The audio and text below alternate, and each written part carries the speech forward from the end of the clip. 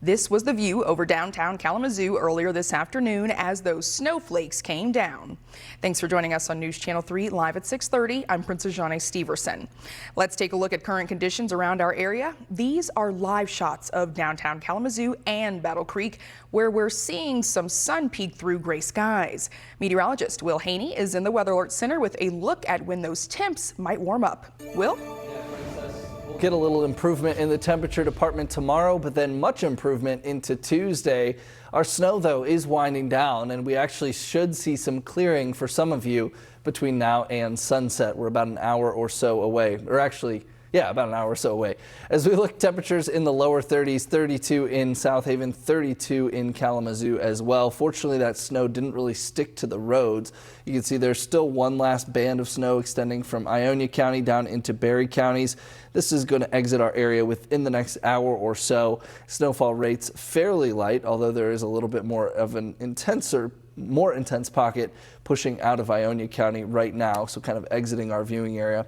The weather system that brought our storms and rain flight attendants, even Hollywood, migrating farther to the east, and so we're left with just the cold air that follows it up. We saw over an inch of rain in Kalamazoo, though, and Battle Creek the last 48 hours. This combines yesterday and today's rainfall totals. A little less significant up in Grand Rapids. Sturgis closer to about 0.8 of an inch, and then as you look up towards Holland or Muskegon, the rainfall amounts were a little less impressive.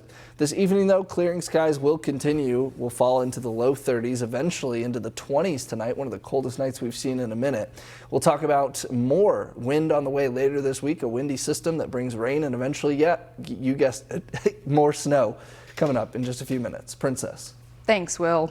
The death toll continues to rise after a massive storm system tore through the central and southern parts of the U.S. this weekend. At least 37 people were killed in 7 states. As this massive system shifts east, more than 60 million people are under the threat for severe storms from Pennsylvania all the way to Florida. Jen Sullivan has details on the catastrophic damage. This massive tornado caught on camera in Taylorsville, Mississippi, part of a violent outbreak of storms tearing through the Midwest and South this weekend, carving out a path of destruction. This is really devastating. In Missouri, at least a dozen people have been killed. Tornadoes shredding buildings and homes in Poplar Bluff, Missouri. An entire roof landing on this car. The fierce winds toppling trees and power lines. Over 27 counties were affected significantly, kind of an Armageddon situation for emergency response. The tornadoes also tearing through parts of Arkansas, the roof collapsing in on this home in Jackson County. This trailer blown over in Greene County. I had my daughter in the house with me and I had to put her in the closet and just make sure everybody in the house was safe. That was my main goal. Out of all the years I've lived here, nothing like this has ever happened, and it's just astronomical. The powerful storms pummeling parts of the South Saturday night. In Alabama, this school bus blown into a high school. The entire roof of this structure gone. As this giant system shifts east, more than 60 million people are under the threat for severe storms Sunday from Pennsylvania to Florida. We are talking the potential for tornadoes as well as damaging winds that could be 50, 60, even 70 miles per hour. I'm Jen Sullivan reporting. A Union City woman is dead after a crash in Branch County. Michigan State Police say it happened at the intersection of Athens and Dunks Road in Sherwood Township. Troopers say a driver was heading south on Athens when she drove off the road and her truck rolled over multiple times. Troopers tell us she was pronounced dead at the scene. MSP says she was not wearing a seatbelt and that alcohol was likely a factor. On the east side of the state, Grosse Point's Farm police say a local resident was robbed by 3 men pretending to be utility workers. Police say one of the suspects wore a highlighter yellow hoodie and distracted the victim while the other 2 suspects went through a bedroom. Police added that the victim was an elderly person with dementia, and the robbery was reported by family members who noticed items were missing. Police say they're now investigating. The government remains open after President Trump signed into law legislation funding federal agencies through the end of September. The Senate cleared the legislation Friday with 10 Senate Democrats crossing the aisle at the outrage of the other party members. U.S. Representative for Michigan 6th Congressional District, Debbie Dingell, was on CBS's Face the Nation today. Here's what she had to say about the controversial vote that avoided a government shutdown. In the House, we were almost united save one, and there were very strong feelings in the House about what people thought that the Senate should do. But the Senate leader, Chuck Schumer, would say you were able to do that because there was wiggle room on votes. The Republicans I think he sent out mixed signals. I think if Schumer did. Senator Schumer sent out mixed signals. People are angry. We got to move on. Reconciliation is coming up. We have got to be united as Democrats in making sure reconciliation, and we protect people from having their health care cut, Medicaid cut, Social Security cut, or Medicare cut in any way, shape, or form. Representative Dingell also touched on consumer tariffs in her interview. She called them a tool in the toolbox, but thinks they've made, quote, a ping pong ball of the auto industry. She says she wants to work with the Trump administration to keep the auto industry domestic.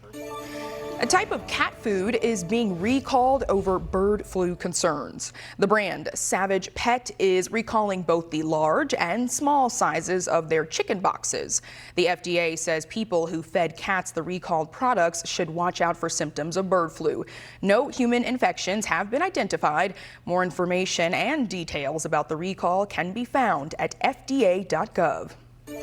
A West Michigan father expected to be back in court tomorrow after his toddler died in a hot car. 36-year-old Chad Martin pled guilty to one count of leaving a child in a vehicle causing death back in January. According to probable cause documents, Martin left home with his two children one August day to drop them off at their respective daycares.